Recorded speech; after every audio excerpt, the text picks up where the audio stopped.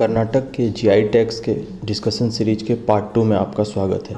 अगर आपने पार्ट 1 नहीं देखा है तो प्लेलिस्ट में जाके देख सकते हैं। इसमें हम लोग डिस्कशन करने वाले हैं Mysore jasmine, Udupi jasmine, Hadagali jasmine, Ilkal sari, Ganjifa, garden of Mysore, Navalgund Karnataka bronzeware, Molakalmuru saris, Coorg green cardamom, Dharwad peda, Devanahalli pomelo और एप्पेबिटी मैंगो। सबसे पहले शुरुआत करते हैं मैसूर जैस्मिन की। मैसूर जैस्मिन की ओरिजिन मैसूर डिस्ट्रिक्ट में और श्रीरंगापटना तालुक मांड्या डिस्ट्रिक्ट में इसकी ओरिजिन है। इसको वडियार राजाओं ने प्रोत्साहित किया था अपने समय में। फ्लावर का हाई फ्रेगनेंस है क्योंकि इसमें एसेंशियल ऑयल का कंटेंट भी बहुत हाई है। इसका हाई फ्रेगनेंस मैसूर रीजन के सैंडी लोम सॉयल जिसमें पीएच भी हाई होता है और ड्राई वेदर की वजह से है, और वहाँ पे लो ह्यूमिडिटी होने की वजह से इसका यूनिक फ्रेगरेंस है। उडुपी जैस्मिन की ओरिजिन उडुपी डिस्ट्रिक्ट में हुई है। इसकी मॉडरेट फ्रेगनेंस और इसका बढ़िया कीपिंग क्वालिटी, इसको 3-4 दिन तक बर्ड कंडीशन में रखा जा सकता है। ये इसका यूनिकनेस है। उडुपी में पाई जाने वाली लैटेराइट सॉइल, हाई ह्यूमिडिटी और हैवी रेनफॉल, मतलब साल में 2500 से 3000 मिलीमीटर पर एनम का बारिश वहाँ पे हो जाती है। इस एरिया का इस यूनिक क्लाइमेटिक कंडीशन की वजह से उडुपी जैस्मिन को अपना माइल्ड फ्रेगनेंस मिला हुआ है। हडागली जैस्मिन एक ऐसा वैरायटी है जो बेल्लारी डिस्ट्रिक्ट के हुविना हडागली तालुक में ही केवल पाई जाती है। इसका फ्रेगरेंस माइल्ड है क्योंकि इस रीजन में ड्राई क्लाइमेट और लो रेनफॉल है। इसका यूनिक कैरेक्टर इसके यूनिक जेनेटिक कॉन्स्टिट्यूशन की वजह से है। इलकल साड़ी की ओरिजिन बागलकोट, कोप्पल, गडग और बीजापुर डिस्ट्रिक्ट में है। बेल्लारी टाउन इसका मेन सेंटर है। इस साड़ी के वीविंग के दौरान कॉटन रैप को मेनली इसके बॉडी में यूज किया जाता है और आर्ट सिल्क को साड़ी के बॉर्डर में यूज किया जाता है। Ganjifa cards of Mysore. Ganjifa pattern Persia से भारत में आया है। ये मुग़लों के समय में भारत में इंट्रोड्यूस हुई थी।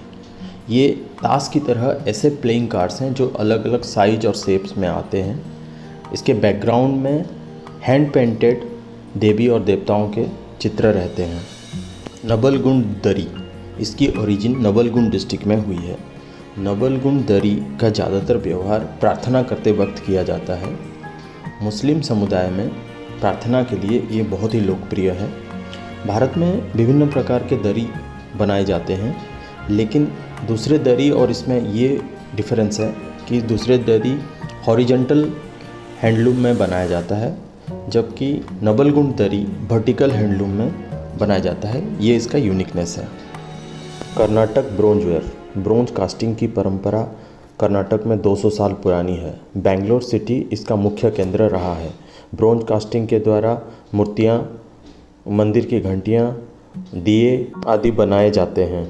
मोलाकालमुरु साड़ीज़, ये एक पारंपरिक साड़ी है जिसको मोलकालमुरु चित्रदुर्गा डिस्ट्रिक्ट में बुना जाता है।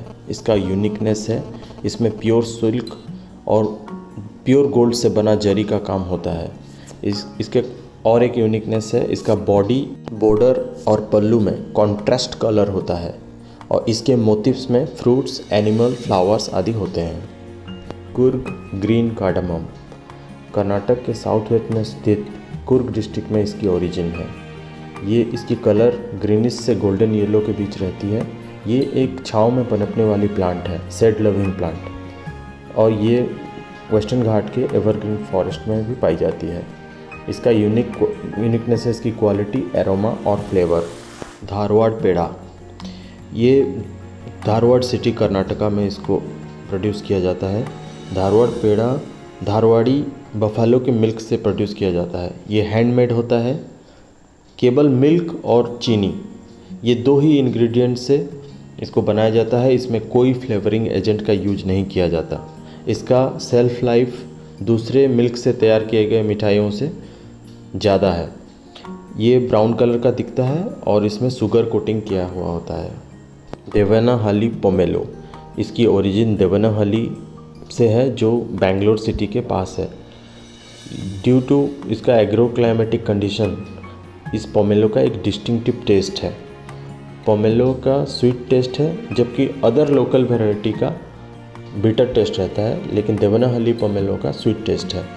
ये ग्रीनिश येलो दिखता है और इसका पल्प पिंकिश टू रेड दिखता है। एप्पेमिडी आम की ओरिजिन उत्तर कन्नड़ा, शिमोगा, चिकमगलूर और दक्षिण कन्नड़ा डिस्ट्रिक्ट से हुई है। ये आम ज़्यादातर अचार की इंडस्ट्री, पिकल इंडस्ट्री में यूज होती है और ये कर्नाटक के फूड कल्चर के साथ जुड़ा हुआ है। इसका फाइबर कंटेंट बहुत कम रहता है और सावर इन टेस्ट, खट्टा फल है।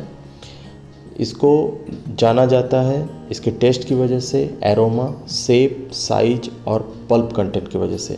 इसका सेल्फ लाइफ भी अदर आम से ज़्यादा है। कर्नाटक के जीआई टैग्स के बाकी का पार्ट मैंने पार्ट 3 में कवर कर रखा है, उसको भी ज़रूर देखें। यहाँ तक देखने के लिए आपका बहुत बहुत धन्यवाद। आप देख रहे थे जेनिथ लर्निंग।